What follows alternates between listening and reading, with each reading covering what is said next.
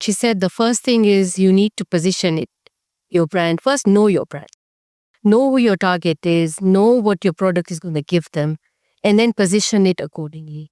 Yeah, and as Tony was mentioning that we should start with lean business idea. So unless you have a really tight cost control engine, you cannot have a lean start.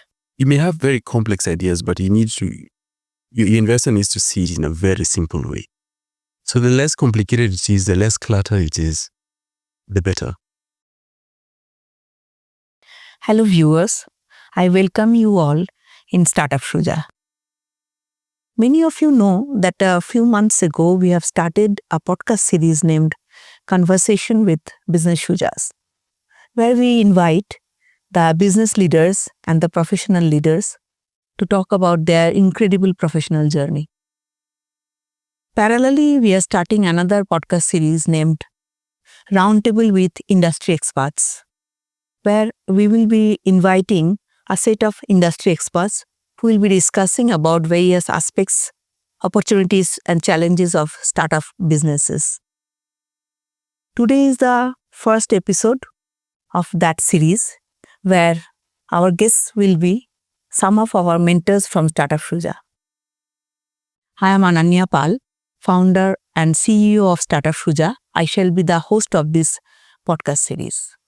So today we have 4 wonderful mentors of Startup Shujaa with us as guests, and they are all industry experts in various fields, which I will give in my introduction. I will introduce each of them to our viewers. So this is Anthony Nduega. He's investment banker, and also he works with Stanbic Bank Kenya as executive vice president and head of TMT client coverage. And next to him is Ms. Nisha Hirani. She is not only a marketing professional but a very successful entrepreneur herself. And she is the founder and managing director of the Asian Weekly, the very popular weekly newspaper. And next to her is Miss Monica Gupta. She is also an educationist and also a very successful entrepreneur.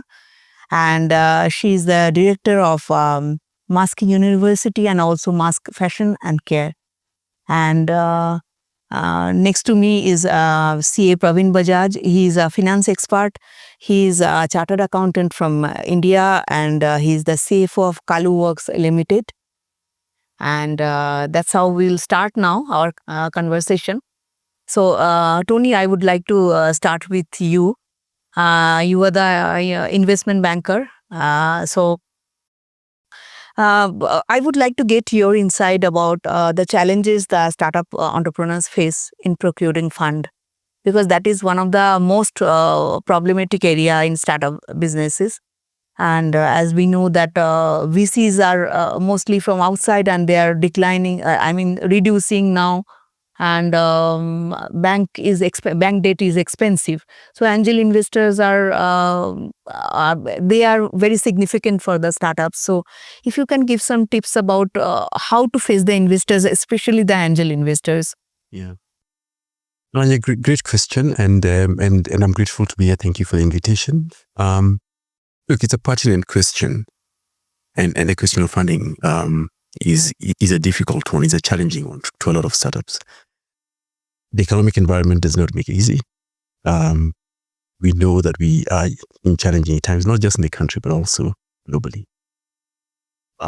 There has also been waning interest by venture capital firms, most of them, which obviously are international or foreign, in these markets because of some of the issues we've had in the previous few years. Lack of volatility in our exchange rate, or weakening of our currencies, or just lack of foreign currency liquidity for them to repatriate back their returns. Globally, we also obviously have a lot of geopolitical tensions that also impacts investors' views, and a lot of potential investors are holding back funds either in their home countries where they feel safer, or in what they term more safer countries. So the challenges are many. Locally, we have just come from a very high interest rate environment. interest rates recently have been reducing. But even then, the risks, because the environment have been challenging and sometimes not as forthcoming. So quite difficult for startups to raise funding at that level. And when they do, again, they're questioning the costs. The cost might be high. Collateral, a lot of our banks ask for collateral, and these may not be available. Especially when you're starting, your business is a services business where there are no assets that you can, for example, secure them against. For the startups, I mean, giving collateral is a challenge. It is a challenge. So it is a challenge, unless you're coming from a high strength position. Yeah. The other context is that a lot of startups are actually by very young people who don't necessarily have a lot of experience, but have these great ideas and ambitions. So it doesn't make it easy, and we know what it is like, especially in the employment area. So, I mean, all these I suppose, are the challenges that they face. What would I advise, or what could startups or young startups, how should they think about raising funding? How should they think about angel investors? For me, if you are an aspiring startup or entrepreneur, I would say build it while you need it. The first thing you should do is to build it while you need it. What do I mean by that? Start building connections with people. Start building your own networks of mentors. And this is not necessarily, I'm not saying it is easy, but it is less challenging when as an initial conversation, you're not asking for money, right? You're building a relationship. That's an important point, actually. Yeah. You're telling your story. If you can develop those relationships into a mentorship relationship where you get feedback, you get guidance, because if someone is going to give you money, invest in your business, they first want to believe in you, even before they believe in your business. They first want to believe in you. They first want to see that the story you're telling them about your business and your business idea is relatable. So you want to work on that. So build it before you need it is what I always say. A conversation that starts with asking for money is a very difficult conversation. The second one is, even as you start building your networks or relationships, ask these relationships to give you introductions. Oftentimes, the first person you speak to is not the person who has all the answers for you. So ask them or build a relationship with them for them to be comfortable to introduce you to their networks and to extend their relationships, the other relationships they have for you. So help those relationships work for you. And then really think about your idea and the problem that you're solving. Okay. A lot of times startups simply copy the idea, other ideas that they've seen work. That may work. That may work because maybe you have higher energy, maybe because you have more connections. But what problem are you solving?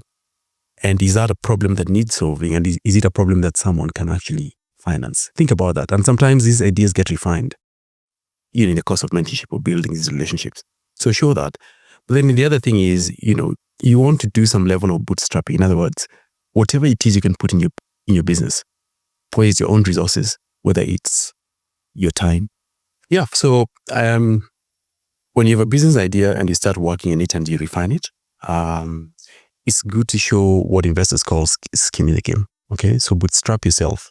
That means put as much time as you can in it.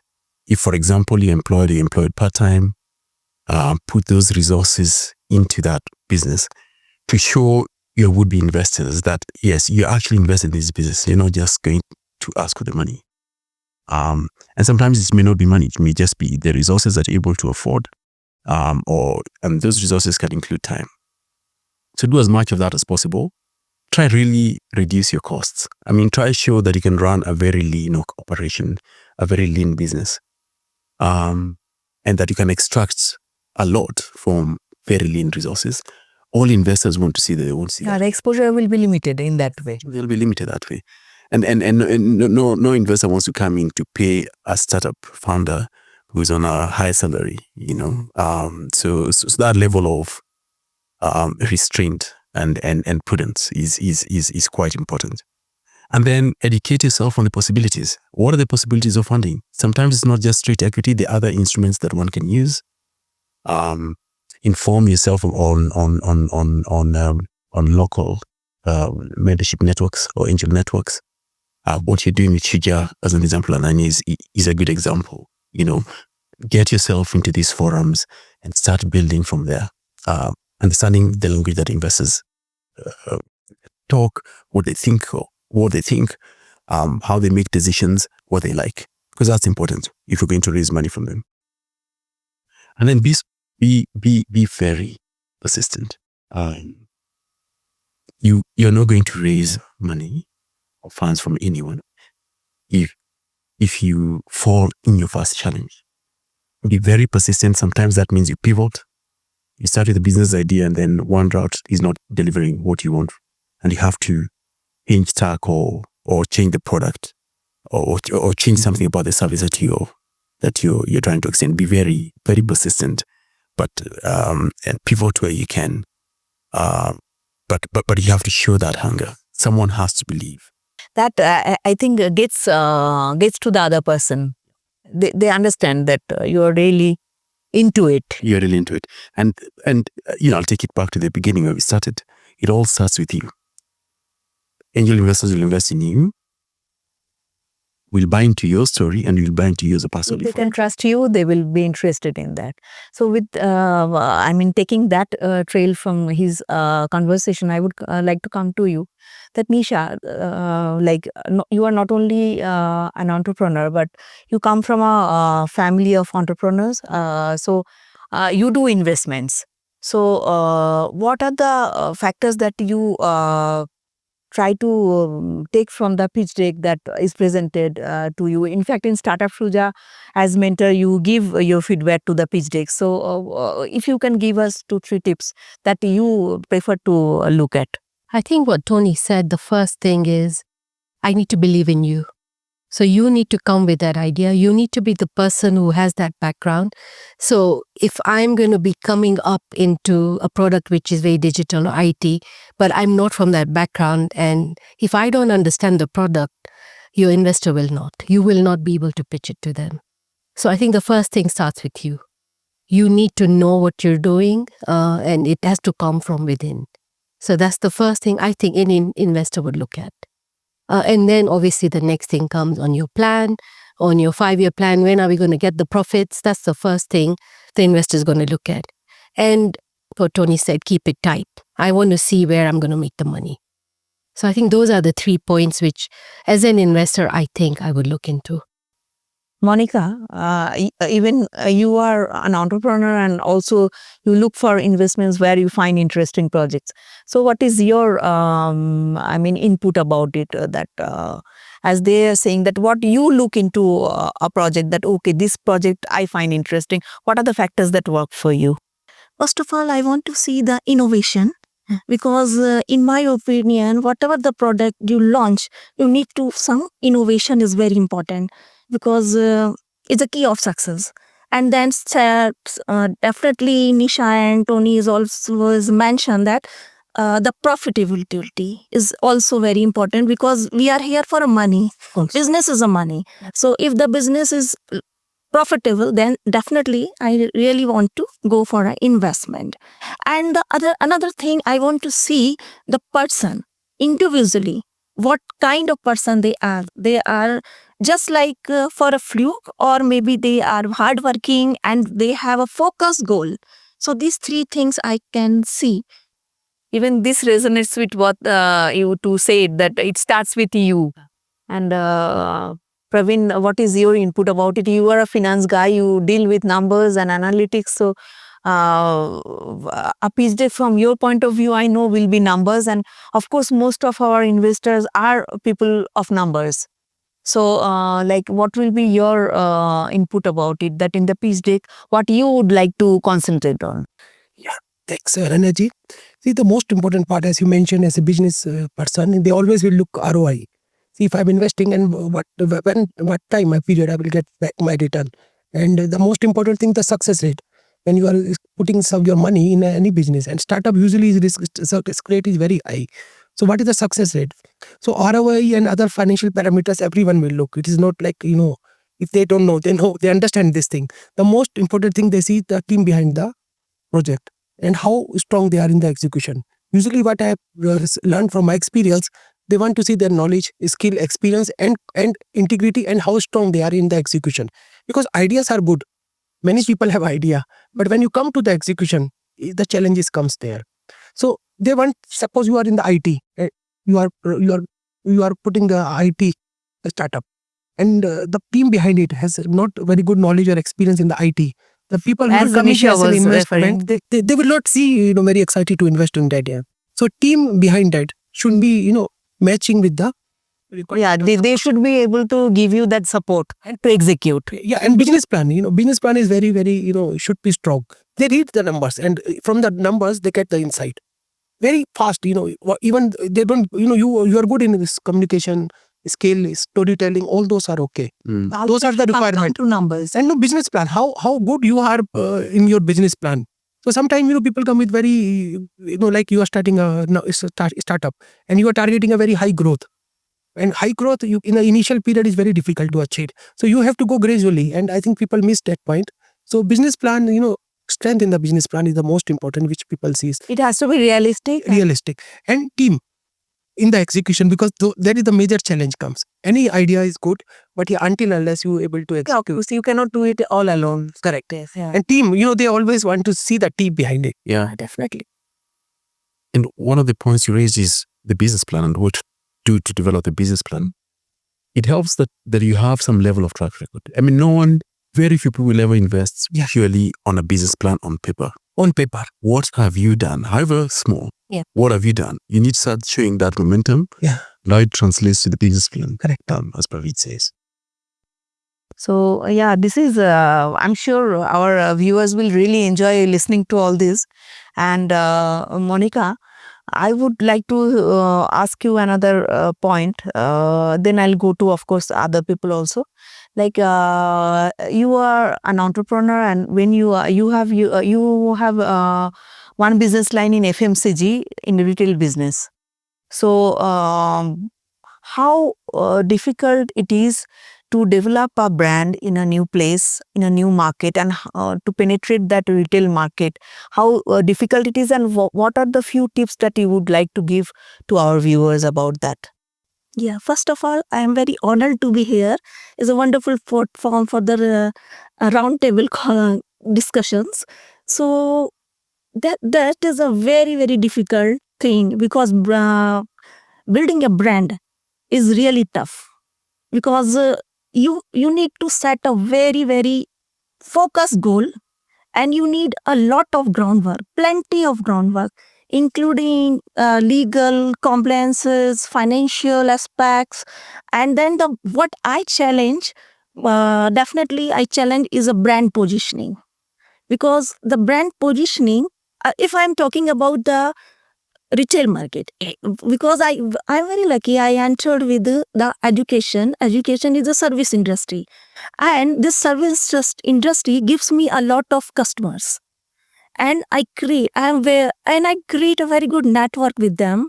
And then when I enter in the retail one, then I have a lot of difficulties facing, like brand positioning and customer relations again. Then what I can did that time, I remember, I start my campaigning.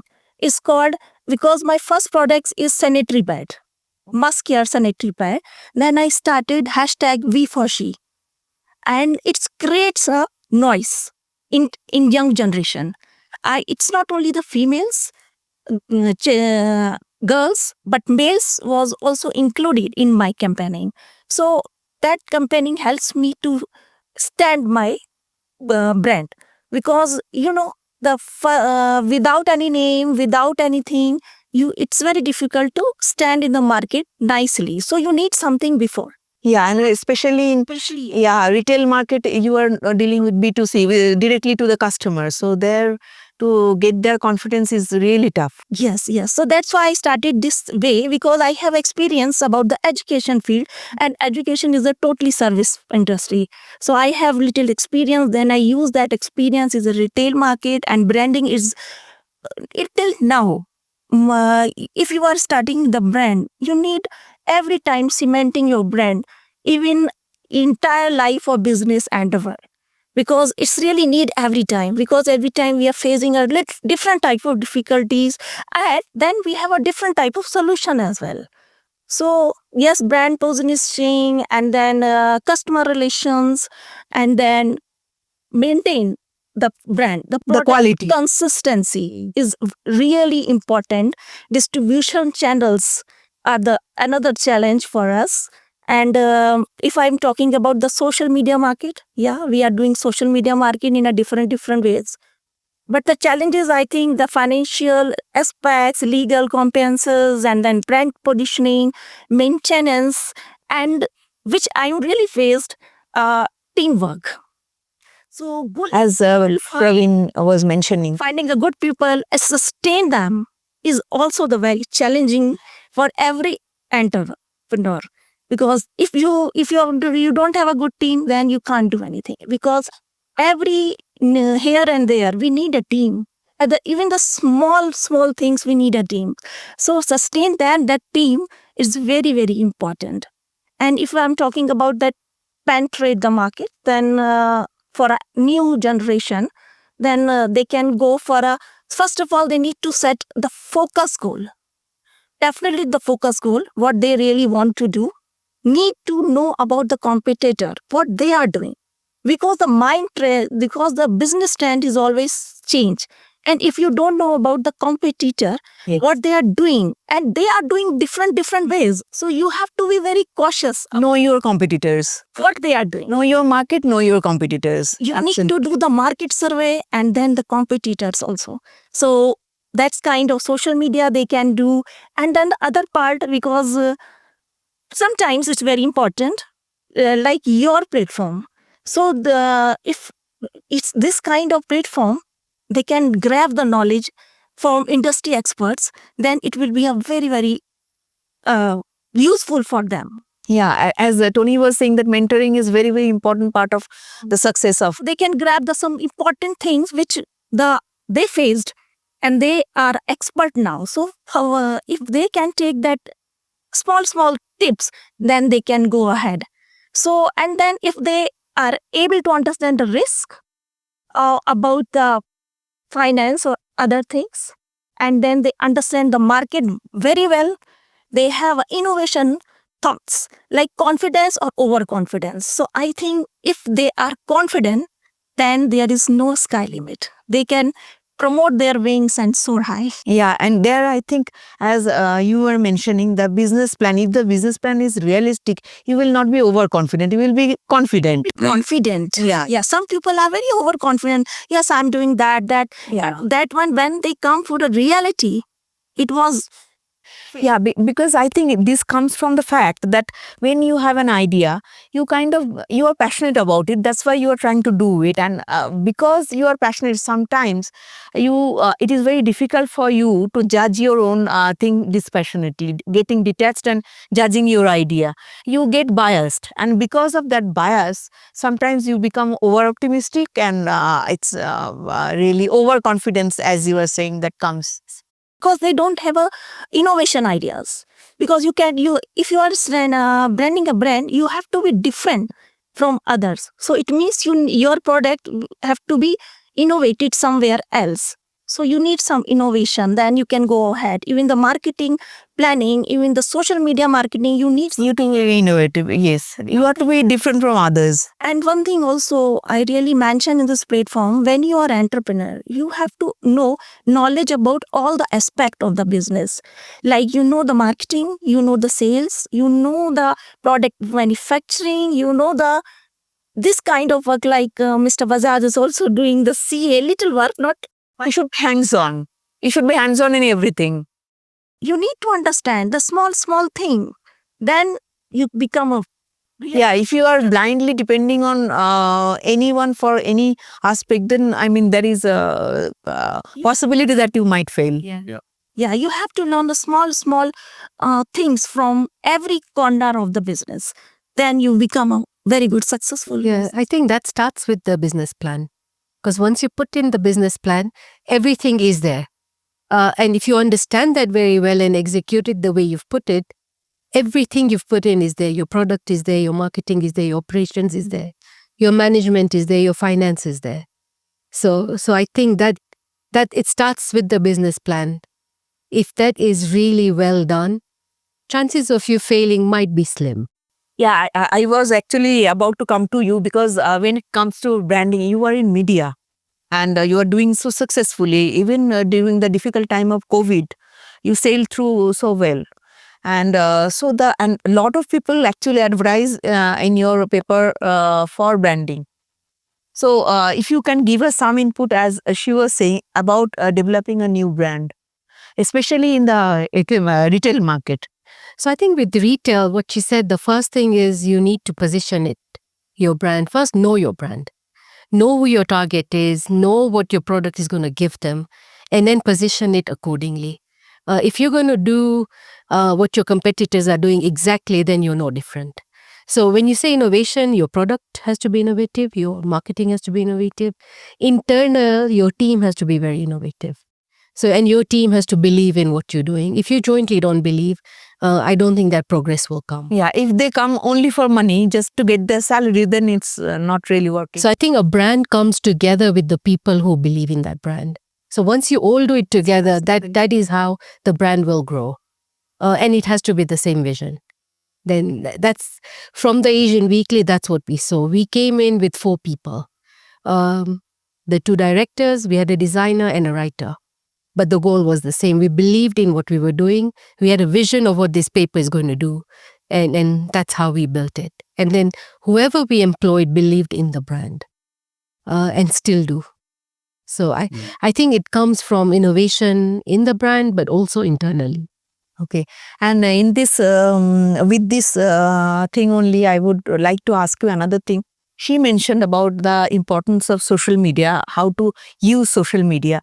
And your paper, you also have digital media is also part of your business model. So if you can tell us, the regular marketing is there, but for startups, startups always have fund crunch. They may not have budget for regular marketing. So in that case, how to prudently use the social media? If you can just talk about that. So I'll tell you, social media, I think, took a leap during COVID. All of a sudden, there was this talk about digital social media. And for the year and a half, it seemed like it was going out of the roof. Only to realize that that's not the only thing which is there. You still need to have your traditional marketing.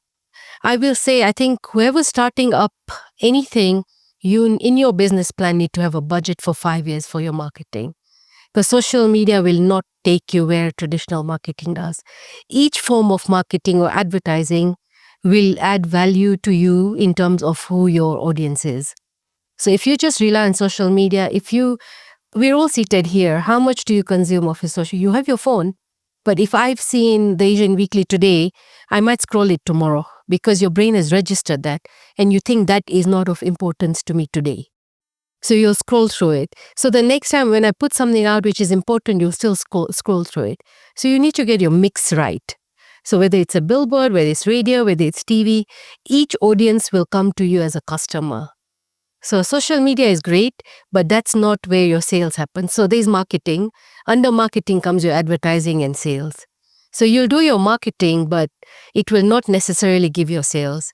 And under your culminate into sell. And under your advertising comes all kinds of advertising you do, whether it's social media, whether it's billboards, whether it's radio, whether it's TV.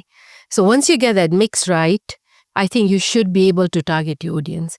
So when you do a business plan, a recommendation, put in a budget for your marketing.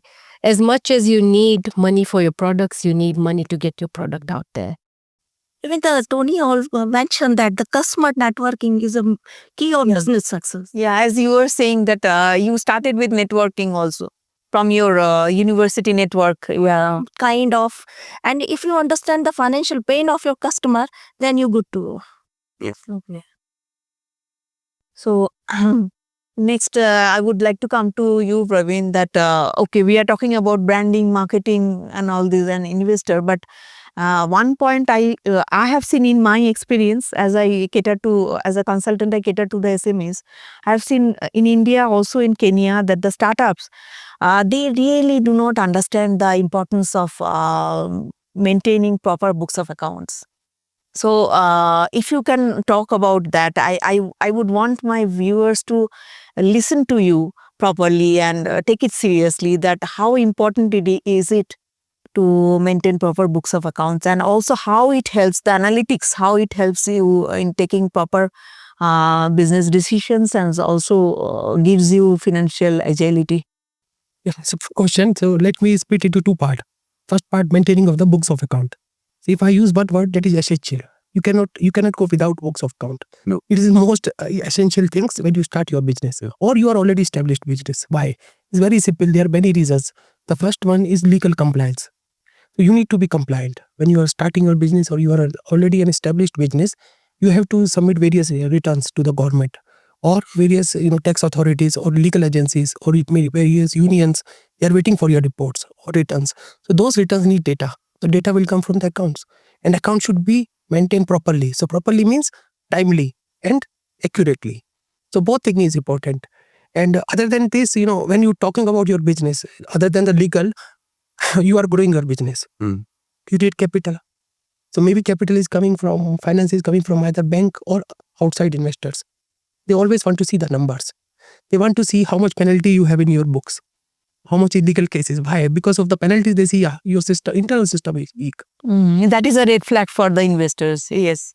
Correct. Now, when you have a penalty of KRA, you can say very easily that you are not able to file your return on time, or your returns are not properly. So it shows the strength of team behind the project. So when you are talking, when you are growing on a growing path, you need to ensure that you have a proper team who is maintaining your accounts. Without that, it's very difficult. And analytical is an important part. Why? When you're talking about, you're analyzing your business, you want to be growing, or even you want to grow, and you want to understand your business. What is the weakness or strength of my business? How you will come to know? With the numbers only. Yeah. Numbers, absolute number may not be able to helpful. Have, like, say, she's running a startup. And when you are in startup, suppose you want to analyze the sales. And she said January sales is 100 million and February sales is 120. But target was 150. So why we not achieve? So it is very simple. Let's say, no, my sales is less than 30 million. Out of 150, I achieved only 120. So those absolute number may not be make the sales. Yeah. So that the analytics. So then analytics part come. And that is the most important, that you have to split, like as a manager, CEO, CFO, or anyone, you have to, split the problem or objective statement into, small parts. If I use the technical word, that is decomposition. Decomposition means when we are talking about sales, like, so you have to go in depth, how the sales are coming. Sales are coming, region wise, salesman, per salesman, or channel, like a supermarket, home trade, wholesale channel. So, and how which mix is growing. Suppose you want to grow the premium segment, and suddenly you are seeing your mainstream brands are growing. So you will see that your bottom line is hit now. You will not come to know why my bottom line is hit, because of the growing number of your mainstream numbers. So all those numbers can be controlled only with the help of analytics. Either it's a cost deck, or any even resources, even human resources you are using, you will not be able to understand why my cost is going up. So each and every component can be only controlled with the help of analytics only. And that is the part. Otherwise, it become very difficult or challenging to maintain or grow your business. Yeah, and as Tony was mentioning that we should start with lean business idea. So unless you have a really tight cost control engine, Yeah. you cannot have a lean start. No, you can't. Yeah. So if there is leakage, yes, if there is leakage in the cost, then whatever good work you are putting in, it will not show the ultimately in the bottom line. It will not come in the bottom line, and you will not be able to understand why my bottom line is not growing. Despite my numbers are growing, sales numbers are growing, my cost is in control, but you forget to check the mix also. Yes. Right. Yeah. And another thing, as you were saying, Monica, that in your FMCG business, I'm talking about FMCG time and again because you all know you are mentoring that we have entrepreneurs in Startup Shujaa who are FMCG and in the retail business also. So you were saying that in this fashion care, it's a beauty care, your product, life care products. And there you started with sanitary towels first. And now you have several other products. So that means like taking reference to his word that lean business, starting with lean business and yours, that means we should always take baby steps. Like don't start with everything together so that we can limit the exposure. Even you don't overwhelm the investor by doing that. Like if you bring too many things on the platter, maybe the investor can get also overwhelmed. No, especially the angel investors. That's true. I mean, you may have very complex ideas, but your investor needs to see it in a very simple way. So the less complicated it is, the less clutter it is, the better. Then you can show a path. And it then also allows you to be very clear in your mind. You can see, if you're keeping your record, if your record keeping is straight, you can see where you're making money and where you're not. Then it allows you to be able to what I call pivoting, because that's, for a lot of startups, they have to do that. It later helps you, like you did with LifeCare, to then know when it is that you can add, new products and how you add them. But it starts with, you have to start with that base, Right. grow it, and know when you can start increasing products or services and how they're related to each other. But all the while with a view to the bottom line and what it means on your numbers. Because it depends on the trust. You can gain the trust with one or two products and then you can go ahead. Yeah, because you need a goodwill in the market. So if you are coming with a lot of products, it means you need a lot of hard work to maintain in a market every product. It's not easy because every time you need different posting, social media posting, even the outside So it posting. thin out your capacity also. Yes. So that lean business does not happen then. You're starting with a robust idea and robust responsibility on your shoulder. So, and another thing is like you were saying that while you are promoting your brand, you must know the market where you're penetrating also, no? Because each specialized product and brand should have a specific You market. need to know your audience. You need to know who's going to buy that product and how are you going to target them. So it's not one channel. I mean, people say digital marketing, social media. It does. Obviously, it works, but it is not the only thing which will work. And at some point, you might just get boring on social media. Okay. And then, yes. People will just scroll through. Yeah, so you need to innovate in your marketing as well.